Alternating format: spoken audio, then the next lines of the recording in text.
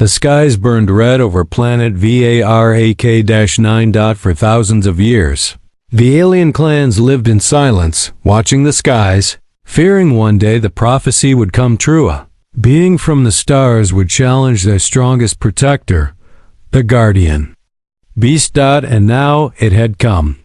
But not in the form they expected. It wasn't a god. It was a human. The invasion started quietly. A ripple in the void. A black ship appearing from hyperspace, silent as death, drifting into Varak-9's orbit. It didn't fire weapons. It didn't broadcast demands. It simply hovered. Watching, Commander Ilzara, a proud and fierce alien. Female from the bloodline of warriors, stood at the cliff's edge, glaring at the strange ship. Her lavender skin glowed under the twin suns. She snarled. "We warn them," she muttered. "No outsiders allowed." Not near the Guardian. Behind her, the young warriors whispered. Some trembled. The Guardian was real. A massive beast of fang and fury, the last living creature from the old world. Stronger than any army. And now, this strange human had arrived right where the Guardian slept. Ilzara had seen humans before. Weak, loud, always bragging. But this one, he didn't act like the rest. He didn't come with an army or weapons. He came alone. And he was walking straight into the Forbidden Zone, right toward the beast. The human's name was Cain Voss, a former Earth scout with scars on his neck and a calm, quiet stare that unnerved most creatures. He had no translator, but he seemed to understand more than he should. As Cain stepped over broken bones and old warnings, Ilzara flew down on her hoverbike, landing hard in front of him. "You will die," she warned. "The Guardian doesn't listen. It only devours." Cain looked up at her. "Maybe it's just never had someone listen to it," he said. That answer made no sense to her. She reached for her blade. "You insult our traditions, human. We worship that beast. It guards our deepest secrets." Cain gave a soft smirk. "I don't want your secrets. Just a moment alone with your pet." Ilzara followed him, hiding behind rocks, expecting to watch him get torn in two. The forest grew quiet. The birds stopped singing. The ground trembled. Then she saw its shadows moving. The Guardian stepped forward. 10 meters tall. Muscles like boulders. Scales darker than night. Its breath steamed the air, its eyes full of ancient rage. Ilzara had seen it rip tanks apart, but the human, he didn't run. He dropped to one knee, reached into his pocket, pulled out something strange. A small packet? Food? Cain unwrapped a dried meat stick from Earth. The beast sniffed. Ilzara's eyes went wide. Guardian took one step closer. Then another. And then it sat. Right in front of Cain. Like a trained hound. Ilzara couldn't breathe. She had trained her entire life in beast combat. Her people lost thousands keeping the Guardian asleep and away from villages, and this human had tamed it. With a snack? The beast leaned down and sniffed Cain's face. Then it made a sound, not a growl, not a roar, a purr. Ilzara's knees felt weak. What was this human? The others soon joined her, watching in silence from the trees. Some dropped their weapons. Some knelt, not out of fear, but out of awe. The Guardian wasn't just a protector, it was a test for the one who would unite their people, and the beast had chosen him. Ilzara's heart beat fast. She had mocked this creature, threatened him, but now she couldn't stop staring. "Did you just tame our Guardian, human?" she whispered aloud, stunned. Cain stood and turned, still petting the beasts.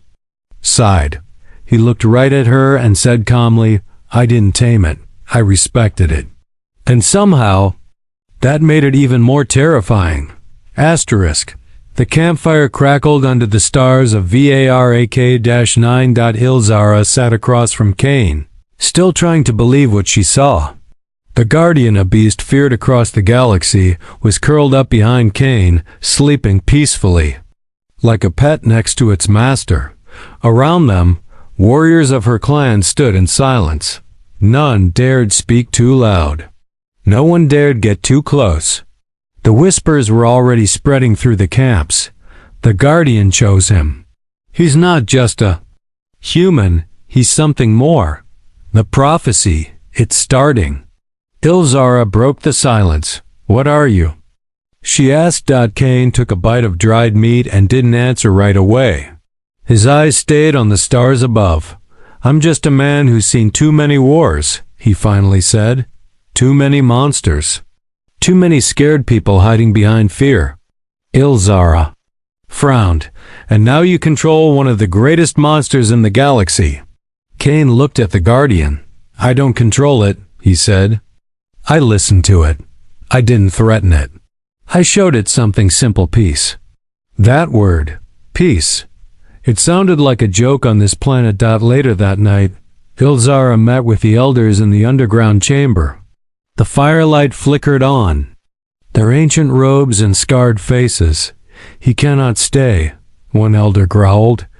A human near the guardian is dangerous. He may have tamed it, said another, but that means he could turn it against us too. Ilzara stood in the middle, torn between tradition and truth. He didn't use force. He didn't even raise his voice, she argued. He showed the guardian kindness, and it responded. The room went quiet. Then the oldest elder leaned forward, his voice shaky with age. There was a time, long ago, before we sealed the guardian, when the old record spoke of such a man, one from another world. One who would calm the beast, not with weapons, but with spirit. Maybe this is him. Ilzara's blood ran cold. Was Kane the one from the legends? Meanwhile, at the edge of the forest, Kane knelt beside the guardian again. He pressed his hand against its side, feeling the slow, steady breaths of the sleeping beast. He wasn't afraid. But he wasn't at peace either. He whispered softly, I know what it feels like to be seen as a monster. The beast opened one eye, glowing. In the dark, it didn't move. Just listened. Kane's voice trembled. On Earth, I was trained to kill. When the war ended, they left me behind. My own people saw me as dangerous, so I left them. The guardian let out a deep rumble. It wasn't a growl. It was something close to understanding. I didn't come here to rule, Kane whispered. I just wanted to be left alone. Behind him, footsteps crunched softly. Ilzara stood at the edge of the firelight, arms crossed. You're not like the other humans I've met, she said quietly. I hope that's a good thing. Kane said without turning. She slowly walked closer, stopping beside him. You're still a mystery to me, she admitted. But I don't hate you anymore. Kane glanced at her with a small smile. Progress. Back in the village, not everyone was pleased. A rival commander named Katharn Large, strong and proud, watched from the shadows. He didn't like this human. He didn't like the way Ilzara looked at him. And most of all, he didn't like losing the people's attention. If that human wants to play leader, Katharn whispered to his followers, let's see how he handles real power. Plans were already forming in Katharn's mind. Plans to awaken something even worse than the Guardian. The next morning, Kane found strange markings on the ground near his camp. Deep claw marks. Not from the Guardian. Ilzara joined him, her eyes narrowing. That's not normal. That's a warning. Kane touched the mark with his fingers. Someone's stirring something, he said. Ilzara pulled her blade. We need to prepare. Something's coming. But Kane shook his head. No, someone is coming. The fire in his eyes returned. The same fire he had during the human wars. And as the wind howled across Varrock 9, even the Guardian raised its head and sniffed the air. Uneasy. The morning was heavy with tension. Kane stood at the edge of the village, staring at the horizon. The Guardian sat behind him like a silent mountain, unmoving but alert. Something was wrong. He could feel it in the wind. Elzara marched toward him, armor gleaming under the twin suns. Our scouts found tracks, she said. Heavy footprints, not from the beast. These belonged to Catharn and his rebels. Cain raised a brow. Rebels? Elzara nodded. Jealous ones. They believe the Guardian should serve only our bloodline. Your presence has broken old traditions. And Catharn hates change. Cain crossed his arms. What will he do? Elzara's jaw tightened. He'll challenge you. In our law, strength decides truth. Cain looked at the Guardian behind him. I already passed the test. Not in his eyes, she said softly. He wants the people to fear you. The village square was packed. Aliens of all sizes gathered as the drums of challenge echoed across the stone pillars. Catharn stepped forward, muscles bulging, claws sharp, armor forged from the bones of fallen beasts. I call for blood trial. Catharn shouted, Let the stars witness our duel. Let the Guardian watch whose spirit is stronger. Elzara stepped forward. This is madness. Cain is not one of us, he's a guest. Catharn laughed darkly. Then let him prove. He deserves to live among us. All eyes turned to Cain. He stepped forward calmly, unarmed. I accept, he said, his voice low. The arena was simple, a stone ring surrounded by ancient fire pits. Warriors stood in a circle, weapons drawn in case the duel turned bloody. Elzara pulled Cain aside before the match. Her eyes were filled with concern. You don't know our rules, she whispered. Catharn fights to kill. You don't have to do this. Cain gave her a small smile. If I back down, I lose everything. Respect, trust, even the Guardian might walk away. Elzara swallowed hard. Then at least take this. She handed him a blade. He looked at it for a moment, then shook his head. No, he fights with rage. I fight with calm. She didn't understand, but she didn't stop him. The duel began with a roar. Catharn charged, swinging a massive hammer. The ground shook beneath his feet. Cain ducked the first blow, sidestepped the second, and rolled away from the third. The crowd gasped. Catharn's blows were powerful but wild. Cain didn't fight back. He didn't need to dodge, he just moved, dodging, turning, letting. Catharn wasted his energy. Elzara watched from the edge of the circle, heart pounding. He's not attacking, she muttered. He's reading him, said one of the elders. Like the Guardian. Catharn grew angrier. You insult me with your tricks, human, he snarled. Cain's voice stayed calm. You already lost, Catharn. You just haven't noticed yet. Catharn screamed and swung again. This time Cain moved faster. He dropped low, swept Catharn's legs out from under him, and used his own momentum to flip the larger alien onto his back. The arena fell silent. Catharn was pinned, breathless. Defeated. Cain didn't strike. He stood and backed away, offering mercy. The Guardian let out a low growl, approving. Catharn rose slowly, shame burning in his eyes. But instead of attacking again, he dropped his weapon. I was wrong, he admitted. You don't fight with muscle. You fight with spirit. The crowd cheered. Elzara stepped forward and raised Cain's arm. The Guardian accepted him. And now so do we. For the first time in centuries, the warriors of Arachnine bowed to a human. Cain didn't smile. He simply looked back at the Guardian, and the beast nodded. That night, the fires blazed high. Food was shared. Songs were sung. Warriors danced. But Cain sat apart, his eyes scanning the dark sky. Elzara joined him. You should celebrate, she said, sitting beside him. Cain shook his head. Victory feels strange. Because you didn't want it? Because something worse is coming, he said softly. Catharn wasn't the real threat. Ilzara's smile faded. You felt it too? Kane nodded. I've seen this before. In the war, the silence before the storm. And above them, something moved in the stars. A ship, unmarked, black. Watching. Asterisk. The black ship floated above. Vark 9 like a shadow refusing to move. It didn't blink. Didn't signal.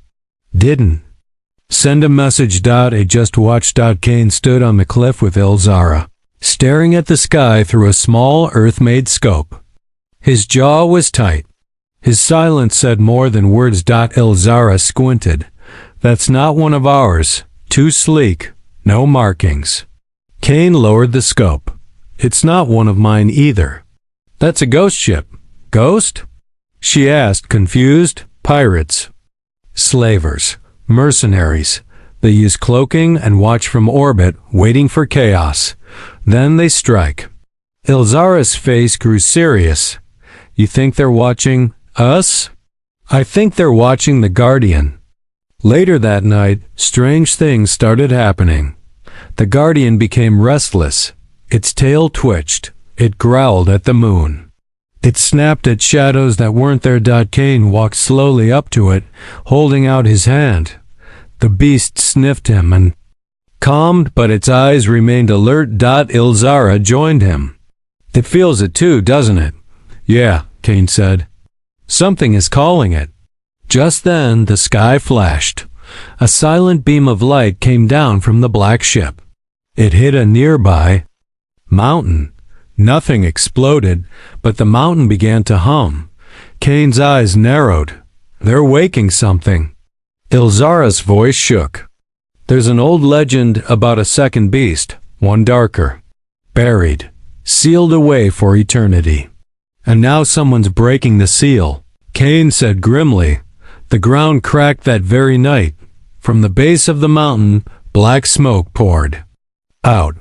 Not smoke from fire. The smoke twisted and crawled like it was alive. The village bells rang. Children cried. Warriors ran to their stations. Elders whispered ancient prayers. Kane ran toward the mountain with Ilzara beside him, and when they got there, they saw the second Guardian, twice as large, covered in thick black plates, eyes glowing red. Its roar shattered the silence of the night. Kane whispered, They didn't come for the Guardian. They came for its rival.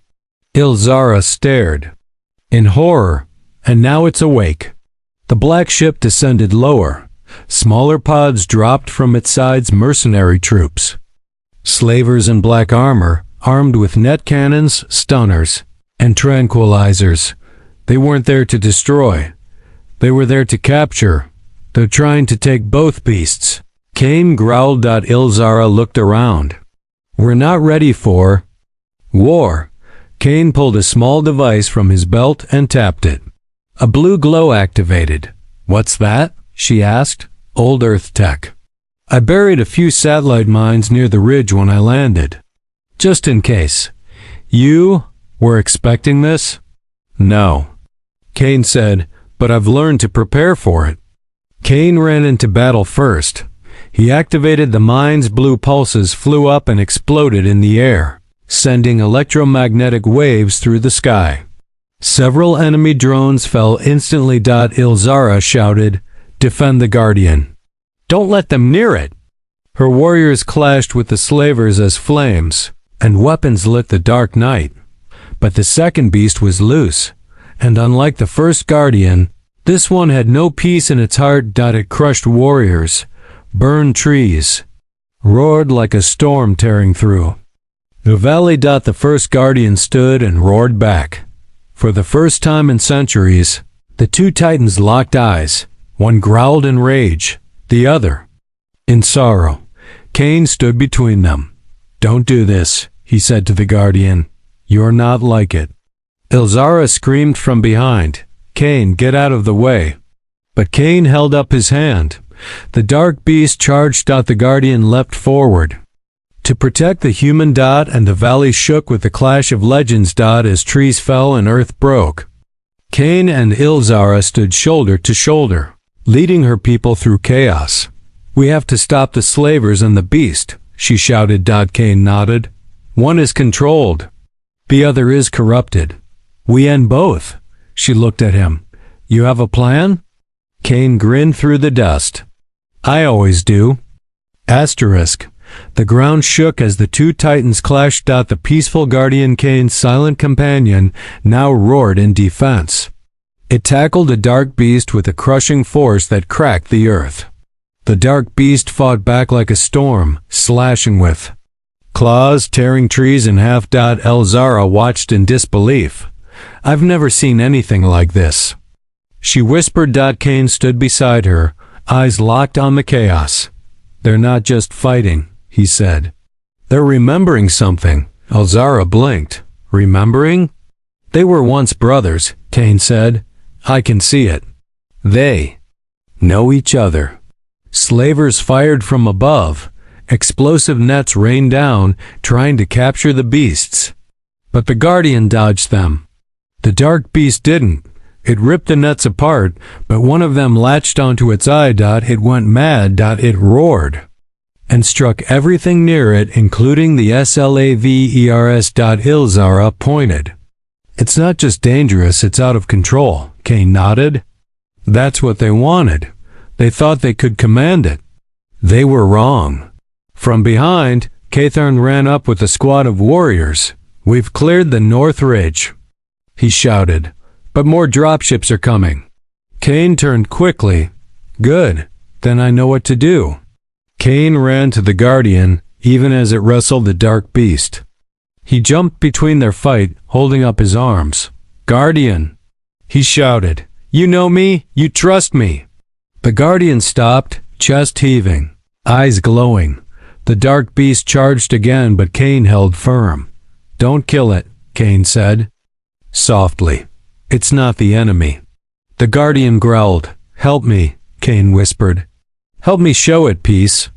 The guardian turned toward the dark beast and let out a low hum, a sound not of anger, but of memory. The dark beast stopped. For a single moment, it stared, and then a sniper shot from above hit the guardian in the back. It roared in pain. The dark beast snapped out of its daze and attacked again, slamming the guardian into the ground. Cain fell backward. Blood from the guardian stained the earth. Ilzara screamed. "No," Cain gritted his teeth. "That's it."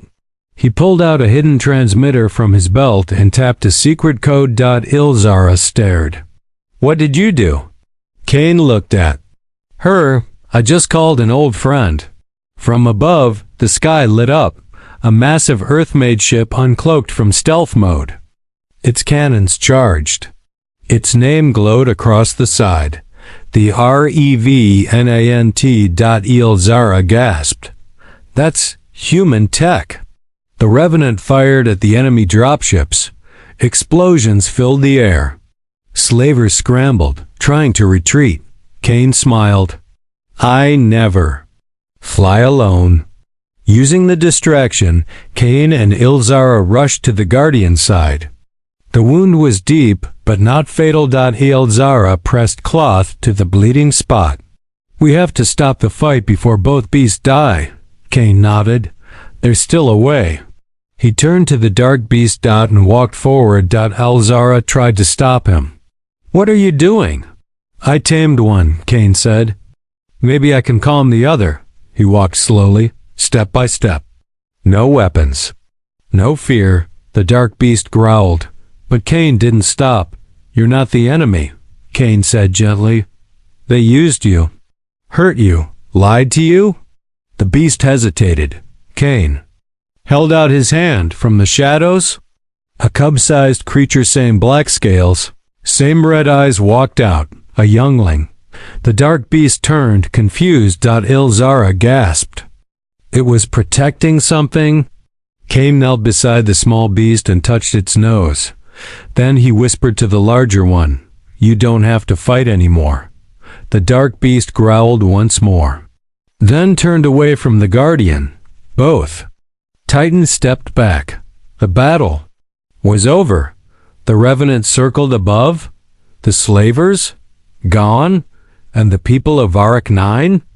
Silent, watching in awe. Two ancient beasts, once enemies, now stood side by side because of one human. Ilzara stepped next to Cain and said in a trembling voice, "You didn't just tame the Guardian." Cain nodded slowly. "No, I reminded them both who they were." Asterisk, the morning after the great battle, the valley was quiet. No smoke. No screams. Only the sound of wind moving through the tall grass and the distant breathing of two massive beasts standing side by side. The Guardian and the Dark Beast, once enemies, now stood like ancient statues on the hilltop, watching, protecting. Ilzara still couldn't believe it. She looked at Cain, who stood between the two monsters like a calm shadow. "You've done something no one believed was possible," she whispered. "You've created balance." Cain didn't smile. He just stared at the sunrise. "They were never the problem," he said softly.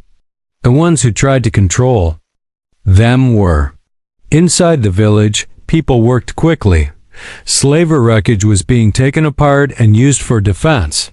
Children were moved to safer shelters. Scouts rode out in all directions. Ilzara called a meeting with the elders and the clan leaders. Cain was invited to sit in the center, something no outsider had ever done before. One elder cleared his throat. "We have seen a human do what 10 generations of warriors could not," another said. "But what now? The beasts are calm." "But what if they change again?" Ilzara stood. "They won't, not if we change with them." All eyes turned to Cain. He finally spoke. "You feared the Guardian for centuries. You locked it away, but fear creates hate. You must learn to live with these creatures, not hide them." The room went silent. Then, slowly, heads nodded. Later that day, Ilzara and Cain walked through the forest toward the resting Guardian. "I always saw strength as violence," she admitted, "but you showed me something else." Cain looked at her. "Strength without control is just destruction." She smiled a little. "You speak like a warrior, but think like a leader." Cain chuckled. "I'm neither. I just don't like watching good things die." They stopped near the edge of the clearing. The dark beast lay curled around its young one. The Guardian stood nearby, not watching it, but guarding it. Ilzara's voice softened. "What do we do with them now?" Cain looked at the two beasts. "We don't do anything to them. We protect them, learn from them, and maybe one day they'll protect us back." That night, under a sky full of stars, the village celebrated. For the first time in decades, there was peace. Fires burned high, food was shared. The Guardian even came close to the outer edge, sitting peacefully while children watched from a distance. The dark beast didn't come close, but it watched silently. Its cub curled up beside it. Ilzara sat beside Cain, both of them near the fire. "You know," she said, "our legend spoke of a stranger who would walk with the beasts, bring fire and peace. We thought it was just myth." Cain looked into the flames. "Maybe I'm not the myth," he said. "Maybe you just needed someone to prove it was possible." She smiled. "The people believe in you now." "I don't want to be worshipped," Cain replied. "I just want a quiet place to sleep." Ilzara laughed. "For now you have that. But I think this is only the beginning." High above them, the black slaver ship drifted through deep space, damaged and retreating. Inside, a hooded figure replayed the battle footage on a screen. He paused at the moment. Cain stood between the two beasts. "He's more dangerous than I expected," the figure said. A voice crackled through the communicator. "Do we return?" "No," the hooded figure replied. "Not yet. Let them build their peace. It will be easier to break it when they trust it the most." Back on Varak 9, Cain stood alone under the stars again. The Guardian walked up beside him and said. Cain reached out and placed a hand on its shoulder. "You did well," he whispered. better than most people I've met." The Guardian gave a soft grunt and lowered its head. Ilzara approached, her voice low. "What are you thinking?" Kane didn't turn. "I'm thinking peace is just another kind of battle. You don't win it once, you have to protect it every day." She stood beside him. "Then we protect it together." And for the first time, Kane allowed himself a real smile. Asterisk. 1 month had passed since the battle. The slavers had not returned. The beasts had not fought. And for the first time in centuries, the people of Varak 9 had peace. But Kane Voss still woke early every morning. Long before the suns rose, he would sit by the Guardian and stare at the horizon, waiting for the day something darker might come. Ilzara often joined him. She brought him water and sometimes questions. "Why do you still sleep with your boots on?" she asked one morning, half teasing. Kane didn't smile. "Because peace is always temporary," he said. "And I want to be ready when it ends." Ilzara didn't like that answer, but she understood it. Down in the village, things had changed. Children now studied both war and history. Beast caretakers were trained not to control, but to understand. Dark Beast and its cub were given space deep in the forest, with watchers posted nearby not to guard against them, but to guard for them. The Guardian often walked the valley freely now, letting children ride on its back. It growled less. It even purred when Kane whistled. The people called him something new now. The one who walked with beasts. A name he didn't like, but couldn't shake. One evening, a signal came from orbit. It wasn't from the slavers. It wasn't from Earth. It was a distress call from another planet. Ilzara read it aloud beside Kane. "They're asking for help. A colony attacked. No reinforcements coming." Kane sat still. She looked at him. "You're thinking of going, aren't you?" He didn't answer. She stepped in front of him. "You've done more than enough here. You don't owe anyone else anything." Kane looked up at the Guardian, its eyes glowing softly in the dusk. He finally said, "Someone once helped me when I didn't deserve it. Maybe now it's my turn." Ilzara frowned. "What if you don't come back?" He gave a small smirk. "Then the legend gets better." The next day, the village gathered. Kane stood beside a small human transport ship, his armor cleaned, his pack full. The Guardian stood near him like a silent guardian. Ilzara walked up with something in her hands, a curved blade made of bone and starlight. "This is the blade of the old war," she said. "It's never been given to an outsider." Kane took it carefully, nodding in respect. "You're not just a visitor anymore," Ilzara whispered. "You're one of us." Kane glanced back at the Guardian. "I'll be back," he said. "Someone needs to make sure these two beasts don't start wrestling again." The Guardian let out a low rumble, almost like laughter. As the ship rose, Ilzara stood at the cliff's edge with her warriors behind her. She didn't wave, she just whispered, "He came from the stars and changed everything." And as Kane's ship vanished into the sky, the Guardian let out a deep roar that echoed across the valley. A roar not of war, but of farewell. Far away in deep space, Kane sat in silence. The stars moved fast outside the windows. He pulled a small recording device from his belt, pressed record. "My name is Kane Voss," he said calmly. "I'm a human. I walk with monsters. I make peace with what others fear. And if you're hearing this," he looked into the camera, "then know one thing, we are not weak. We are not cruel. But if you bring harm to those under our protection," he gripped the blade of the old war tightly, "then you will meet the other side of peace."